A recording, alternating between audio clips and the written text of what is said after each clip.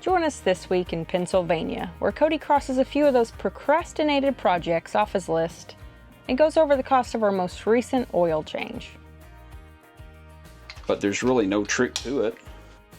We head back toward Rhode Island to tackle our last 2 states on our Northeast trip, where I accidentally take a wrong turn and stay totally calm. Sort of. I'm not confident that we didn't route through New York City. I am not fine, but I have buried my feelings. But our campground, suggested by you guys, was awesome. 2 rotten dachshunds don't appreciate their spa day. But first, you'll find Cody driving everyone crazy over a noise. I think I finally figured it out. I don't know what this noise is. I can't figure out this stupid noise, but it is driving me absolutely bonkers. I cannot figure it out. I had to do some interesting things to pinpoint it, but I think I figured it out.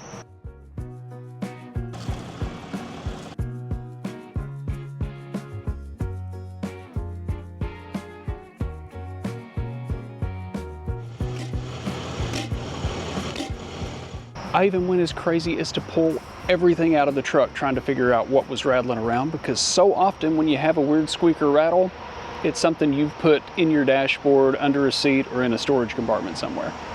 Just a little bit ago, we had a little wreck, if you guys didn't catch it. Had a semi hit us and damaged our front hubcap, which is why it makes noise at low speeds. But now that you know what it is, usually that helps, right? Yeah, now that I know that I don't have like a U-joint going out or something crazy going on in the front end of the truck, I'm good. I know it seems like yesterday, but it's been almost a year since we picked up our new 2024 Ram 3500, and I owe you guys a 30,000 mile review, actually a 31,000 mile review, because I messed up and didn't plan out my oil changes just right, and I had to bite the bullet and take it to the dealer today. For the first time in 30,000 miles, we went and got an oil change, and what did it cost us? $212. Not terrible, that's just the oil change, no fuel filters. Of course, they told Angela that we need a new air filter. Guys, check your air filters before you take your trucks in every time you go in for service.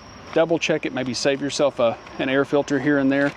They didn't have anything negative to say on the truck other than they wanted me to put an air filter in it, and they did call out that our front tires need to be replaced. They are at 430 seconds. So in the near future, I gotta make a decision on tires. I really hate these stock Nexans.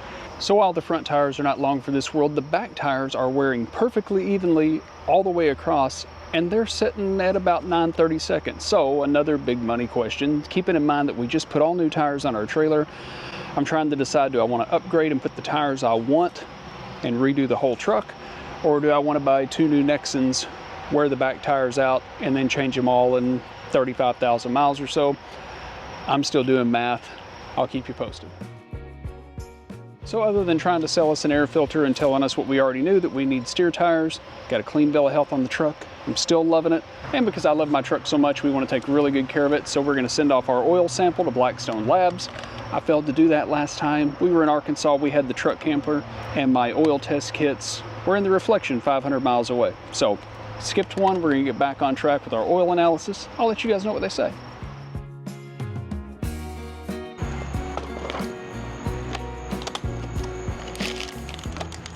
Now that we figured out what the weird noise was coming from the truck, I'm gonna figure out something else I've been putting off for a few weeks, and that's this tire. If you remember a few weeks back, we put new Carlisle tires on our trailer. This particular tire, which is our left rear, keeps losing just a little bit of air. Seems like every travel day I have to put between 10, 12, maybe 15 pounds in it. It never loses any more than that. The lowest I've seen it drops to about 95 pounds.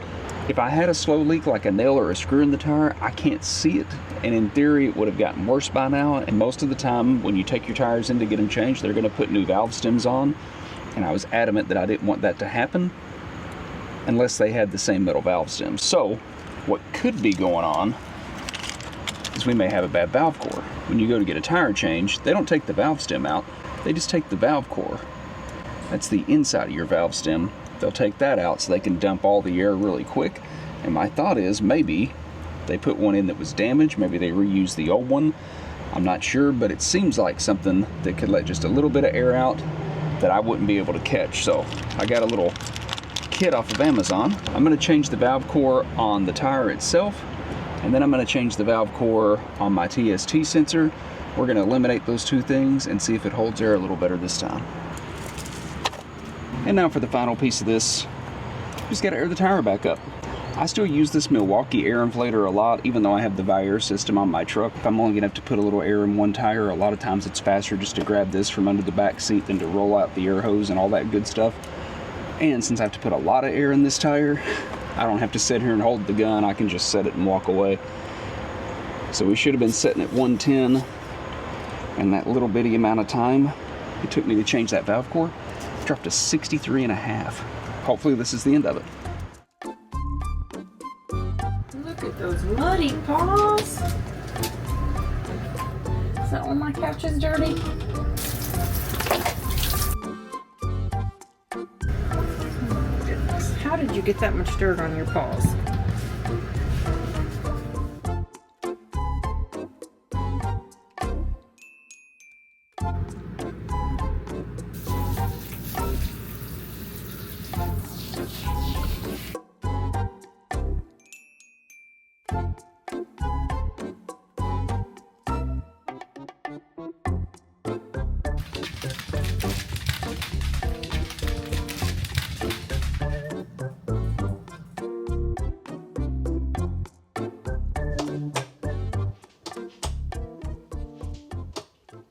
This thing's been flickering all week. Every time I come in here. I went ahead and ordered a new one on Amazon, you know, because they're easy to change as long as you don't get your finger caught in the mousetrap. But there's really no trick to it. And they're about 14 bucks. See the little spring? That's the mousetrap. That's what pops you. So what I try to do is pull it down just enough to see where the springs are and put my fingers on the opposite side of the spring, so if it snaps on the way down, it doesn't get you. And good old Grand Design gave us a Wagyu. I love those.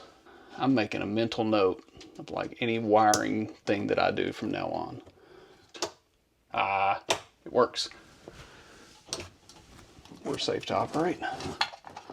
So we hook one, and then we get the other one, being very careful not to get your finger caught in the mousetrap, because that spring is tougher than it looks. Voila, new light. Nice work. Yeah, it was real tough, let me tell you.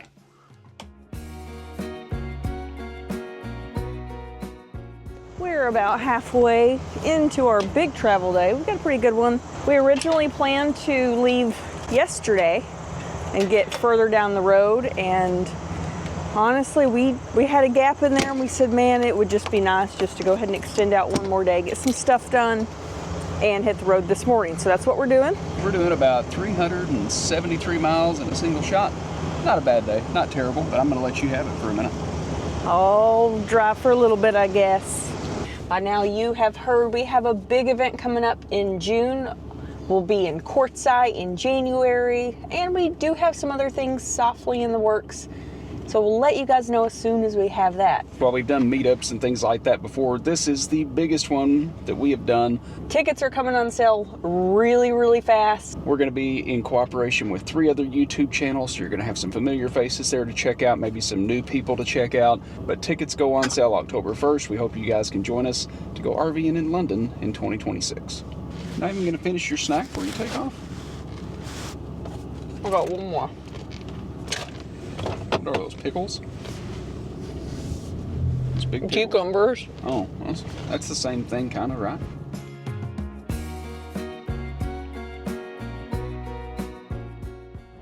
Took a little nap. We were coming out of Pennsylvania, going up to Rhode Island, and I purposely set the GPS to route us through Allentown and up around NYC. I think Angela might have looked at the Google map that we had running side by side, because we're on the Mario Cuomo Bridge. He woke up and I said, I'm not confident that we didn't route through New York City. And he said, we're headed towards New York City. And I tend to do that. I'll look at this and I'll be like, oh, Cody, you need to turn, and it's this. So I think I see a beautiful skyline over there.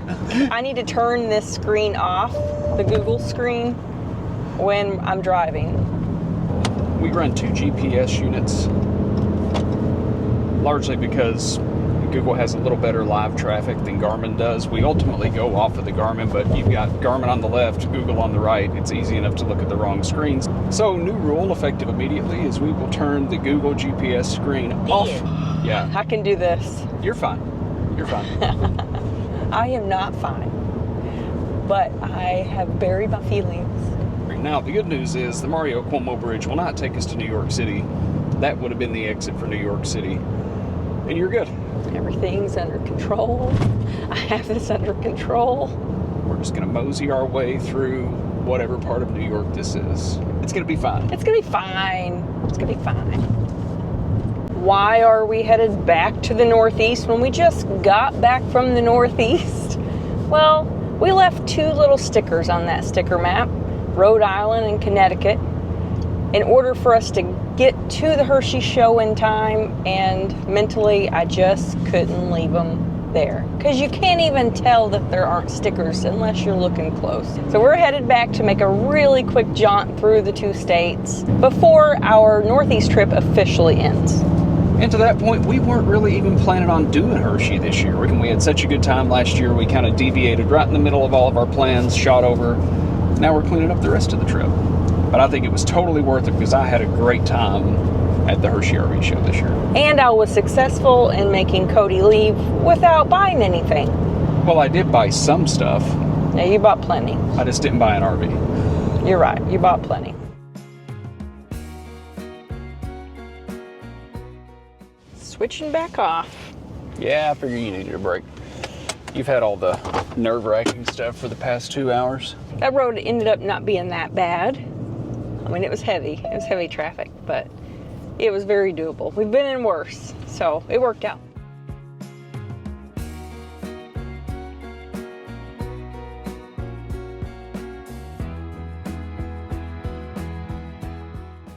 This stop is off of a recommendation from you guys.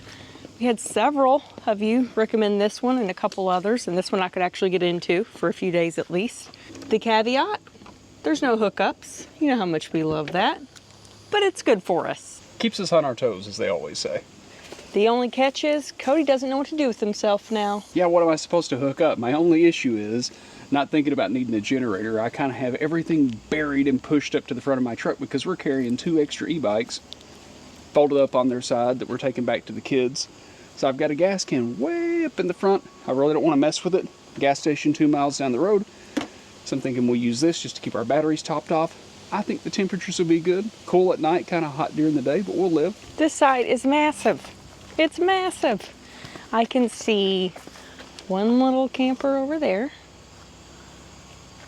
I can see something way off in the distance, and then we do have a neighbor right here.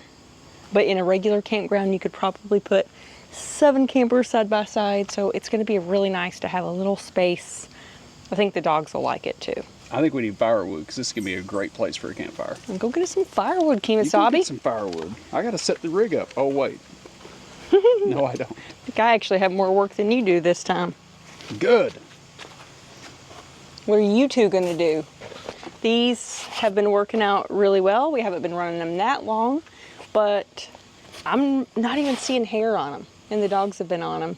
Canvas, it's really doesn't collect hair at all. WeatherTech's always been a good brand, Yeah. so I hope it lasts as long as everything else that we've had. Very happy with that. Of course, we got those from ETRAILER.com because they are the go-to spot for anything for your truck or trailer. You would be surprised how much stuff they have for your truck. The trailer part is really no surprise. They do come in a few different colors, so be sure to pick the color that matches the best for your setup. I look forward to having a 100,000 mile truck without a bunch of dog scratches in the side of the door like my last truck.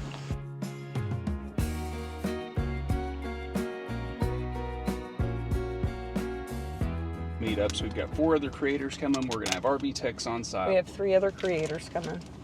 Go ahead and chew your food. So glad you cleaned the truck before we came. That's what you get for parking under trees. I keep telling you, quit booking campgrounds with trees. Keeps us on our toes, as we always say. Hey, Angie, Yeah. come out here. Stay.